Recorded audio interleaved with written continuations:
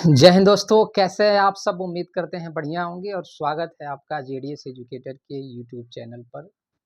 कल की क्लास में हम डिस्कस कर रहे थे नॉन कॉपरेशन मूवमेंट। ठीक है, यानी सितंबर 1920 को कलकत्ता का एक कांग्रेस का विशेष अधिवेशन होता है और उसमें नॉन कॉपरेशन मूवमेंट को क्या कर लिया जाता है, स्वीकार कर लिया जाता है। हालांकि इसका विरोध यानी असहयोग आंदोलन का विरोध भी होता है, लेकिन गांधी जी किसी तरह क्या करते हैं, इसको पास करा लेते हैं। ठीक है, और इसको पेश करने का जो काम करते हैं, असहयोग आंदोलन का जो प्रस्ताव है इसको पेश करने का काम कौन करता है, चित्तरंजन दास करते हैं। चित्तरंजन दास हालांकि स्टार्टिंग में क्या कर रहे थे, इसका विरोध करते हैं, लेकिन गांधी जी किसी तरह इसको मना लेते हैं इनको। ठीक है, उसके बाद ये आंदोलन ठीक तरीके से चलता है। ठीक है, आप देखो कि बिहार में ताड़ी और शराब को लेकर भी इस पे क्या किया गया था, आंदोलन चलाया गया था। खिलाफत मूवमेंट भी असहयोग आंदोलन के पैरेलल ही रहा, समानांतर ही रहा। ठीक है, उसके बाद आंध्र के गुंटूर इलाके में हमने देखा कि एक आंदोलन स्टार्ट हुआ। उसके बाद से जो असम में चाय बागान मालिक थे वो भी इस दौरान क्या होते हैं, इसमें सहभागिता निभाते हैं और ये आंदोलन ठीक तरीके से चल रहा था। लेकिन एक घटना घटनी है गोरखपुर के चौरा चौरी में। वहाँ पे जो असहयोग आंदोलन हो रहा था, उस आंदोलन के दौरान जो लोग आंदोलन कर रहे थे वो आक्रोश में आकर पुलिस स्टेशन को ही फूंक देते हैं, जिसमें 22 लोग मारे जाते हैं। ये आंदोलन जो था, गांधी जी ने इसको अहिंसक बनाया था। मतलब ये आंदोलन ऐसे हमें चलाना है कि सरकार का जो कानून है उसमें भंग ना हो। ठीक है, लेकिन पुलिस स्टेशन फूंकने के बाद ये जो आंदोलन है वो हिंसक हो जाता है।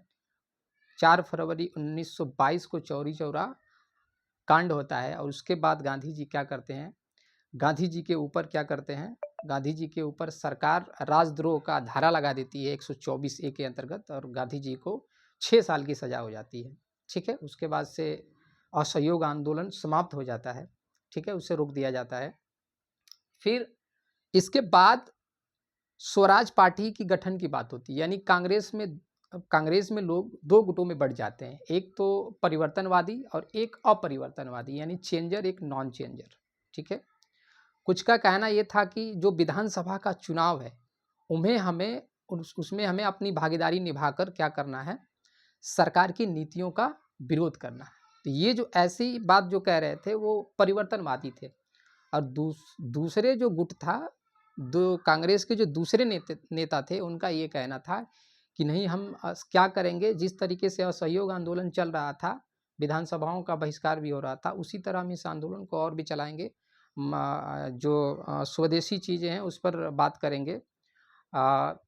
लेकिन होता ये है कि इसके बावजूद भी स्वराज पार्टी की स्थापना मार्च 1923 ईस्वी में हो जाती है। और इसकी स्थापना किसने किया था, तो इसकी स्थापना CR दास और मोतीलाल नेहरू करते हैं। ठीक है, इन्होंने क्या की, स्वराज पार्टी का गठन किया।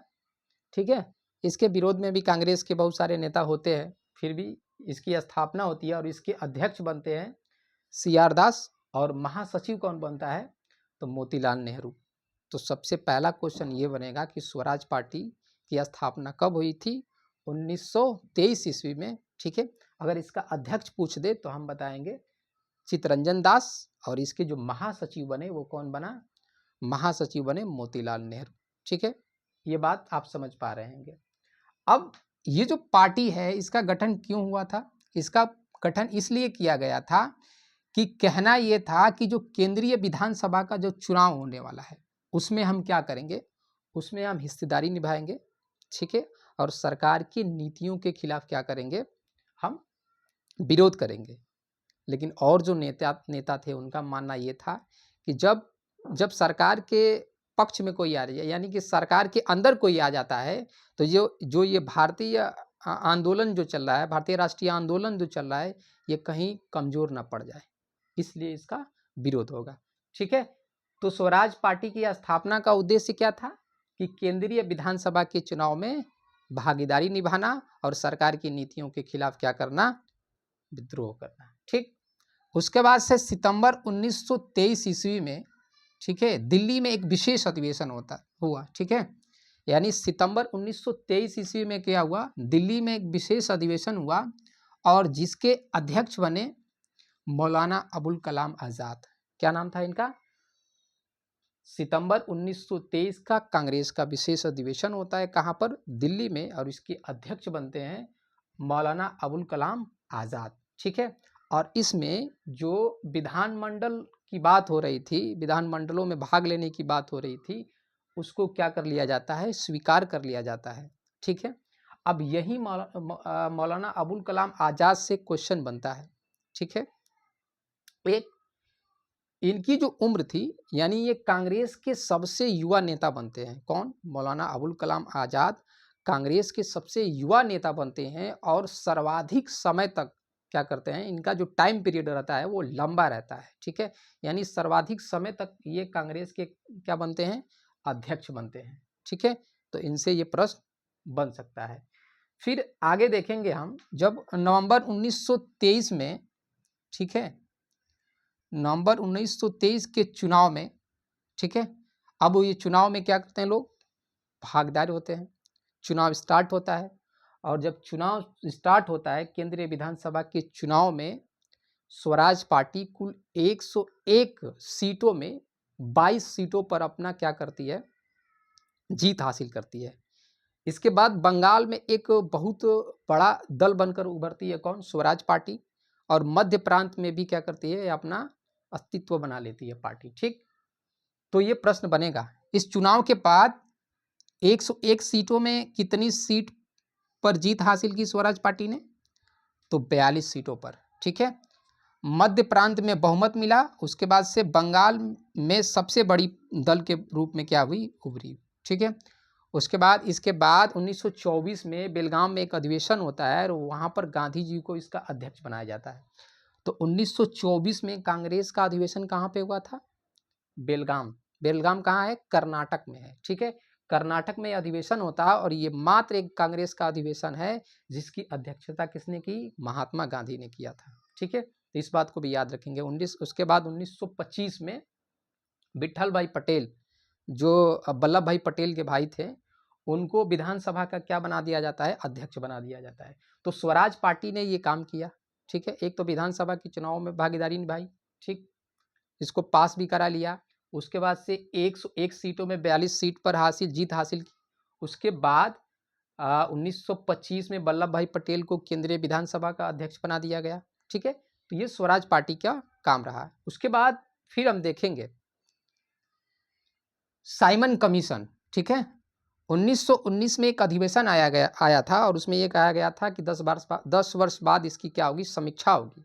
ठीक है, तो साइमन कमीशन भारत आता है। कब?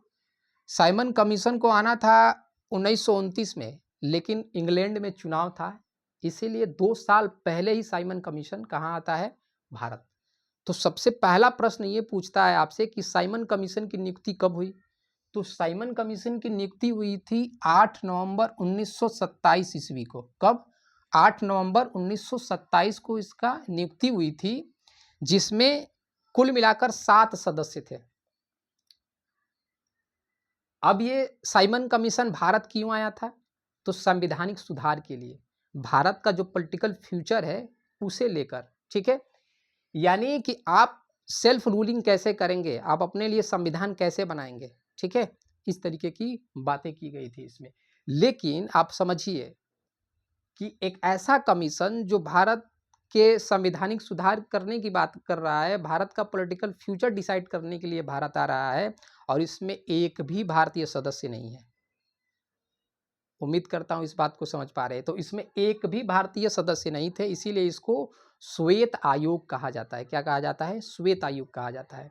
लॉर्ड इरविन के कहने पर इसमें एक भी भारतीय को नहीं रखा गया था, और इसलिए इस आंदोलन का विरोध स्टार्ट हो जाता है। ठीक है, इस आंदोलन का विरोध स्टार्ट हो जाता है। ठीक, अब ये आंदोलन 3 फरवरी 1928 को पहुंचता है। कौन? कहाँ पहुंचता है? तो बंबई में पहुंचता है, और यहाँ से इसका विरोध शुरू हो जाता है। ठीक है, क्या हो जाता है?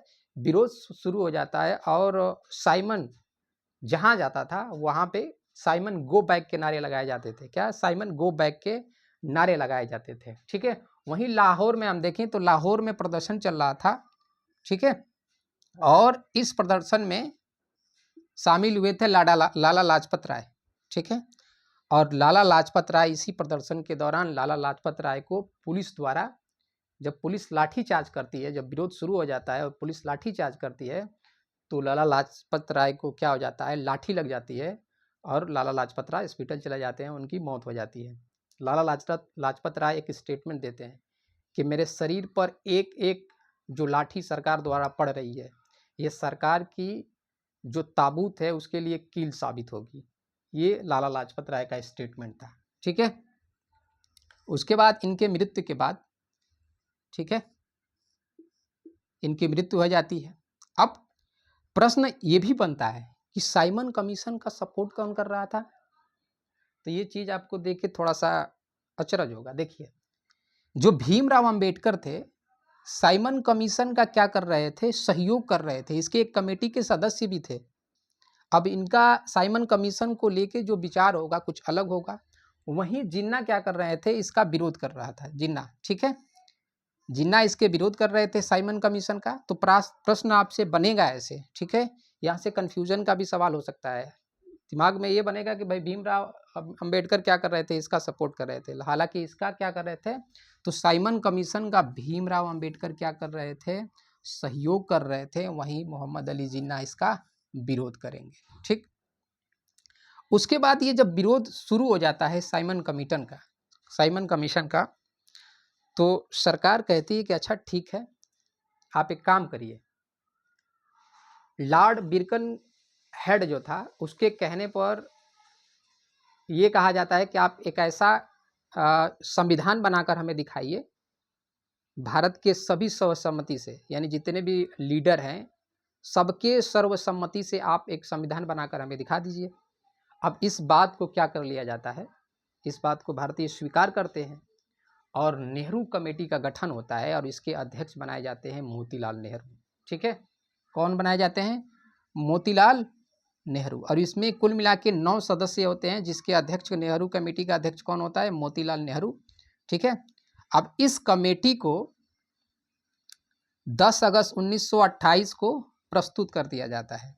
लेकिन एक चीज इसमें यह होता है कि पंडित नेहरू और सुभाष चंद्र बोस, ये जो रिपोर्ट पेश की गई थी, उन्होंने कहा कि अब हमें स्वराज नहीं चाहिए, अब हमें पूर्ण स्वराज चाहिए। तो यहीं से क्या होता है, पूर्ण स्वराज की मांग होती है और लाहौर में क्या होता है, 1929 में लाहौर अधिवेशन होता है।